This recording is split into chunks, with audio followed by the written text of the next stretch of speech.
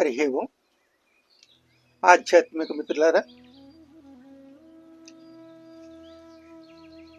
ప్రాచీన కాలం నుండి కూడా ప్రపంచ దేశాల్లో జంబూద్వీపానికి, దానికి కేంద్ర స్థానమైనటువంటి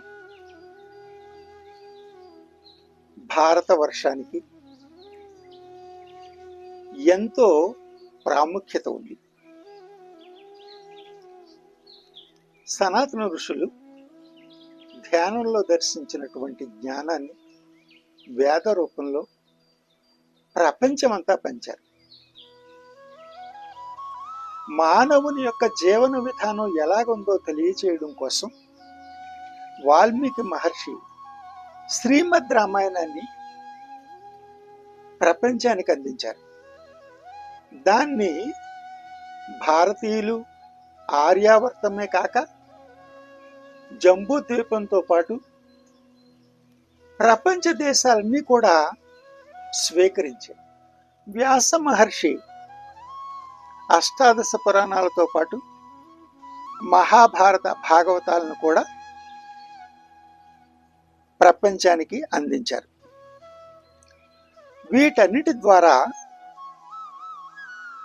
గృహస్థ ధర్మం ఎలా ఉండాలనేది ప్రపంచ దేశాలకి మార్గనిర్దేశం మనం చేసాం. వందలాది రామాయణాలు అనేక భాషల్లో వచ్చిన అన్ని రామాయణాలకి మూలం శ్రీమద్ రామాయణం. వాల్మీకి మహర్షి నా రచనలో స్పష్టత లోపించింది, నేను ఉన్న పరిసరాలు భావ వ్యక్తీకరణలో పరిపుష్టిని చూపించలేకపోయేని అని చెప్పి ఒక చోట అన్నారు. శ్రీమద్ రామాయణాన్ని రచించినటువంటి మహర్షి అలాగన్నారంటే ఇక రామాయణాన్ని ఎవరు గొప్పగా వ్యక్తీకరించగలరు? రామాయణ కాలం నాటి వాల్మీకి, మహాభారత కాలం నాటి వ్యాస మహర్షి, విదేశీ దురాక్రమణలను ఎదుర్కోవడానికి రామచరితమానస రాసినటువంటి తులసీదాసు, అహింసా విధానాలని బలపరిచేటటువంటి కంబన్ముని,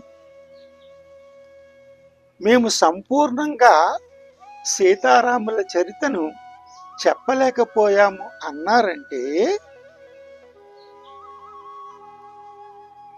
మహాత్ములైనటువంటి సీతారాముల చరిత్రను మరి ఇంకెవరు చెప్పగలరు? వాల్మీకి వంటి మహర్షుల దగ్గర నుండి నాలాంటి సామాన్యుల వరకు అందరూ చెప్పేది ఒక్కటే, శ్రీరామాయణం గురించి మహాత్ములు ధ్యానంలో దర్శింపచేసినది, ఎందరో మహాత్ముల ద్వారా సేకరించిన విషయాలను మాత్రమే మేము వివరించాము. ఇంకా మనం తెలుసుకోవలసింది అనంతంగా ఇంకా మిగిలే ఉంది. అందరిది ఇదే మాట. సీతారాముల దివ్యగాథను ఎందరో కథాకారులు అనేక రూపాల్లో వివరిస్తూ ఉంటారు, ప్రవచనకారులు వివరిస్తూ ఉంటారు. ఎందరు ఎన్ని రకాలుగా వివరించినా ఇంకా ఇంకా వినాలనేటువంటి దివ్య చరితము శ్రీమద్ రామాయణం. దేవదానవులు సముద్ర మథనం చేస్తున్నంతసేపు అనేక సంపదలు, అమృతం ఇంకా ఇంకా ఉద్భవిస్తూనే ఉన్నట్లుగా శ్రీమద్ రామాయణాన్ని ఎంతమంది చెప్పినా, ఎన్ని రామాయణాలు వచ్చినా దాని ద్వారా మనం గ్రహించవలసినటువంటి సత్యార్థం ఇంకా ఊరుతూనే ఉంటుంది.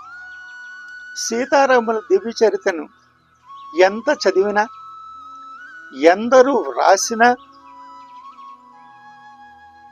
ఎంతమంది వివరిస్తూ ఉన్నా ఇంకా ఎంతకీ తృప్తి లేని అమర కావ్యమే శ్రీరామాయణం. అది దానికి ఎంతమంది రాసినా సరే ఇంకా ఇంకా చదివే వాళ్ళు కూడా అలాగే దాన్ని ఇంకా చదవాలనేటటువంటి పరమహంసలు ఎంతో మంది ఉద్భవించినటువంటి పవిత్ర భూమి మన భారత భూమి. ఎన్ని రామాయణాలు వచ్చినా, ఎందుకంటే ఎందరో మహాత్ములు, ఎన్నో చరిత్రలు, ఎన్నో సంఘటనలు మరుగున పడిపోతున్నాయి. కానీ అనేక వేల సంవత్సరాలు జరిగినప్పటికీ కూడా సీతారాముల దివ్య గాథ నేటికి కూడా